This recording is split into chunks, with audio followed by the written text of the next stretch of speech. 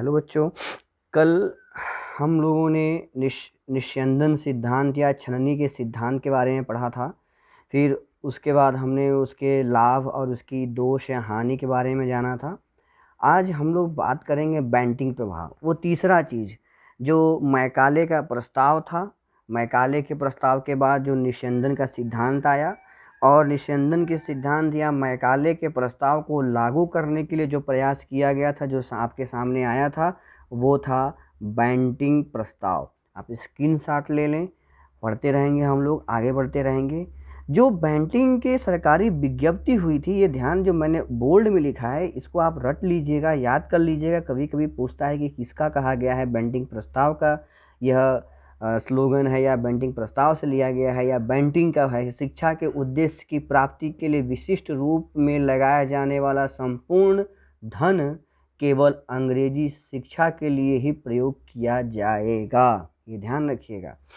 Macaulay के बाद Bentinck ने जब मैकाले, क्योंकि मैकाले को ही उन्होंने अध्यक्ष बना के, उस समिति का अध्यक्ष बना के भारतीय शिक्षा का विवेचन करने के लिए बेंटिंग ने रखा था। तो जब मैकाले ने अपनी शिक्षा नीति दी तो बेंटिंग ने क्या किया, उस पर अपना मुहर लगा दिया। जब मुहर लगाया 7 मार्च 1835 को, उसी को बेंटिंग प्रस्ताव कहते हैं। देखिए बेंटिंग के बारे में ज़रा जान लीजिए। बेंटिंग बहुत ही नोबल और बहुत ही सीधा व्यक्ति था और बाई नेचर बड़ा अच्छा था। कभी वो प्राच्य शिक्षा के बारे में पक्षधर होता था, कभी पाश्चात्य शिक्षा के बारे में पक्षधर होता था। अक्सर वो भारतीयों के शिक्षा पद्धति को सम्मान भी करता था। फिर समस्या ये हुई कि जब मैकाले ने अपनी शिक्षा नीति दी और मैकाले ने अपनी शिक्षा के में जो चीज़ अंग्रेजियत लाने की कोशिश की, तो एक बार बेंटिंग ने उसका विरोध भी किया था। तो आगे मैंने इसमें लिख दिया है, आगे के स्लाइड्स में आप देखिएगा कि बेंटिंग को किस तरह उसने अपने शिक्षा नीति पर सिग्नेचर करवाया या मुहर लगवाया। हुआ कि एक बार वो मैकाले ने कहा कि बेंटिंग साहब चलते हैं शिकार पे ले गया। वहाँ उन्होंने उसको ढेर सारा, बेंटिंग को मैकाले ने ढेर सारी अधिकाधिक शराब पिलाई और अपने शिक्षा नीति पर मैकाले की जो शिक्षा नीति उसने मुहर और सिग्नेचर करवा दिया। तो इसमें हम बात करते हैं, देखते हैं, आप देख लीजिए, इसके सामने है। अगले स्लाइड पे हम लोग चलते हैं। अगला स्लाइड है कि विलियम बेंटिंग अत्यंत उदार, जो मैंने बताया था वो आपके सामने है, उदार प्रगतिशील स्वभाव का व्यक्ति था। और आगे इसमें देखिए, खूब शराब पिलाकर उसने बीमा पर हस्ताक्षर कराया था।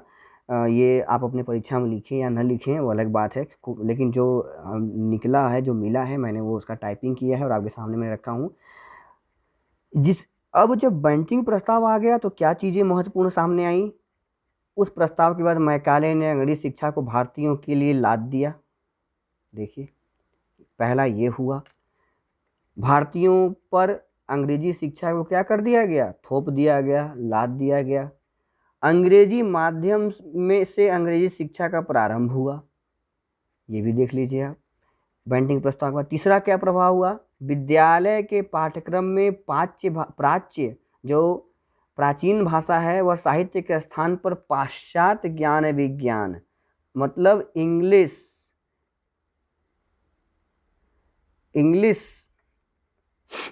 का स्थान दे दिया गया। जो प्राच्य में कौन कौन से भाषा थे, संस्कृत, ठीक है, संस्कृत, फारसी, अरबी, ठीक, इन सबों के स्थान पे किसका हो गया, अंग्रेजी का बोलबाला हो गया। ठीक है, आगे बढ़ते हैं, आपने स्क्रीनशॉट ले लिया होगा, आगे बढ़ते हैं।